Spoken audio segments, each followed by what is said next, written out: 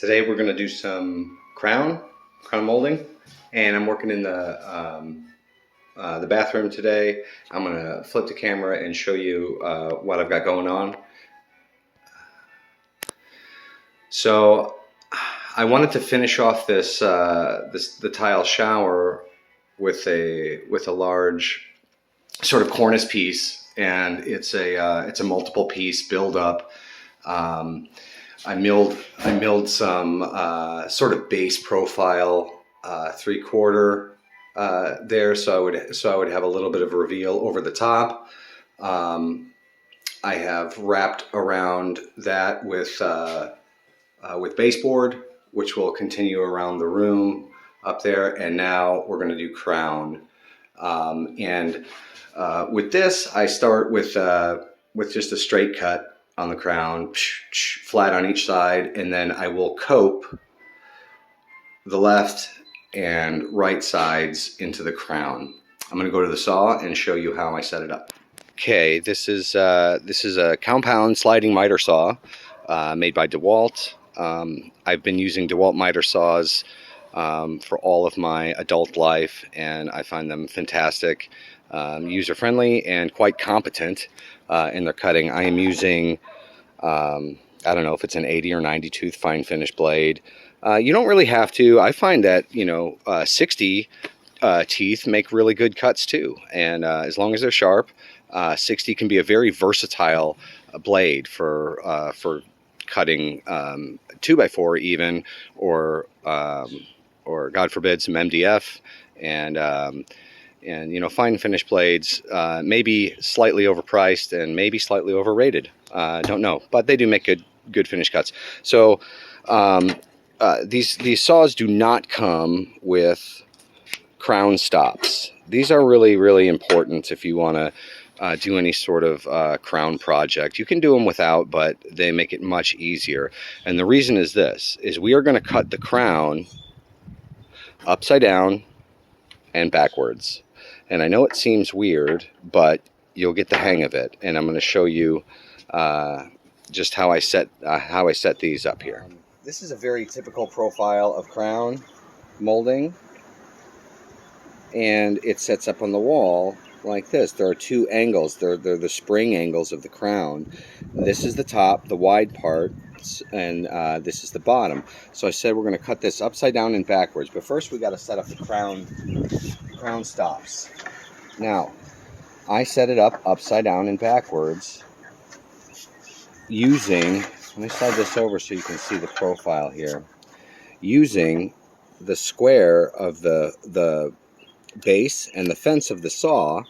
Pretend that this is the wall, and this is how it sits, and you want to sit that as flush up against there and as flush up against there as you can, and move the crown stop to it. Tighten her up and do the same thing on the other side. Then this takes the place of having to miter and bevel. There are marks on the saw for 31.6 and 35.3. There are also bevel marks on the saw at 33.9. You would use those if you laid the crown molding flat on the saw. You would miter and bevel, and that would mimic the angle. But that's all very complicated. It seems complicated to do upside down and backwards, but this is great because 90-degree cut is a 90-degree cut. An inside 45, an outside 45, they're all the same there. You don't have to screw with those miters and bevels all over the place. So this is an easy cut. The first cut that I make, for the back wall is just a square to square, and then the sides will cope into it. So I'll just cut this one square to square, and then I'll show you how to install. Okay, we've got our first piece of crown cut, and normally I'll do the back wall of something. Same with baseboard, and then cope the sides into them. So we don't use 45 degrees inside corners because walls are not square. Coping is a methodology of back cutting along a profile to fit moldings together. I've coped all of these together in in the corners. That way, when if a wall ever moves or rocks apart, it can be at a vastly unsquare angle, and they'll still fit together. Trick with crown. One of the things that makes it difficult is that it can go up at so many different incorrect angles. So remember when we cut on the saw using the back, the saw is perfectly square, the fence and the base of it. So we want those two spring angles, the top, which is the ceiling, and the bottom, which is the wall side, we want those two to sit flat up against the wall and up against the ceiling. So I take this a little piece, which I refer to as jiggy, is my little jig, and I'll go across in the spots that count, and really put a mark on the wall or on the trim, so that when I'm going to install, I install this thing at the right angle. Because you can see here that, that looks okay, and everything in between all looks okay, but these are all incorrect according to the spring angles of the crown. So I'll go ahead and put marks on there, to just guide marks,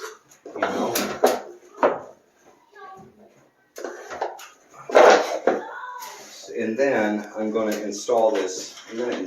Back piece. This was the easy one. This is just flat to flat. No miters, no copes. And I did pretty good with the measurement. There's about a 32nd of an inch movement in that. And I can see I'm using those lines as my guides. And I'm going to tack it. I stay away from the corners. I'll just tack it up for now. I stay away from the corners in case I need to rock them or move them. That's the cool thing about crown too, is you can rock it up and down and move it until things fit really nice. So I'll be back on the next one with some coping. Okay, we're ready to cut the side pieces, and we're going to cope the sides into the back. We're going to cut them as though we were mitering them into it, but I'll show you what's different about this technique. So we've got a left one and a right one, and remember the crown is upside down now. So this piece right here even is going to become, when you flip it onto the wall, it's going to become the right side. So where this side is going to meet up with the other side on the right hand side of the bathroom. So I'm going to cut it as though I'm mitering it, an inside miter, inside 45.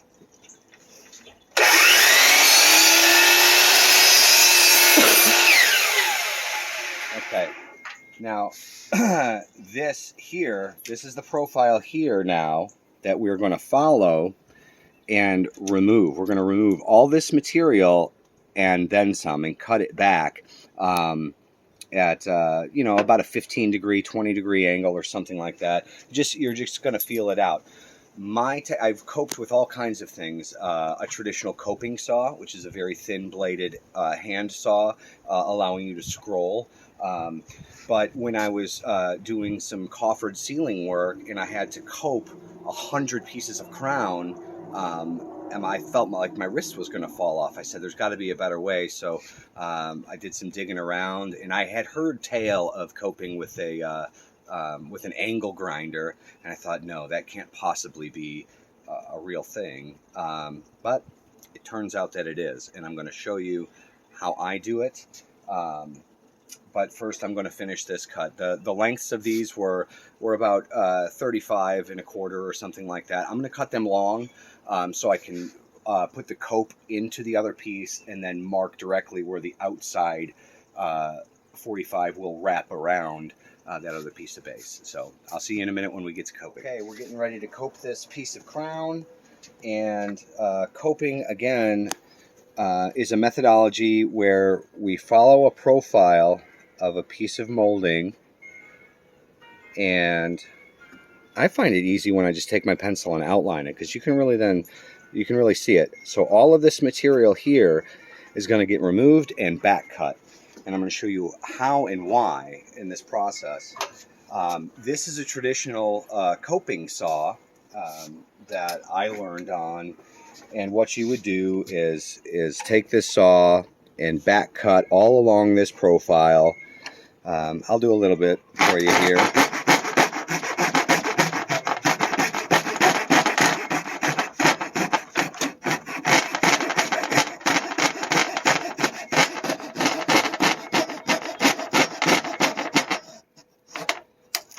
And I'll usually just break that off because it's a pain in the butt to back the saw out. And then coming from the top with a back cut angle, we're back cutting that. I'll do the next one with the grinder, maybe.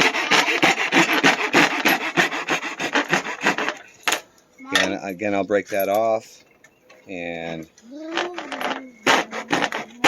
come back in here.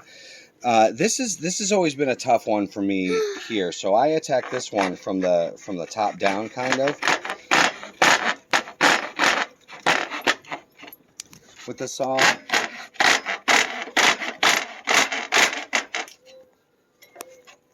Break that off, and actually this piece you'll see this can just be square. So this is what a cope looks like, and this is what a cope actually does. So when you put this up on the wall,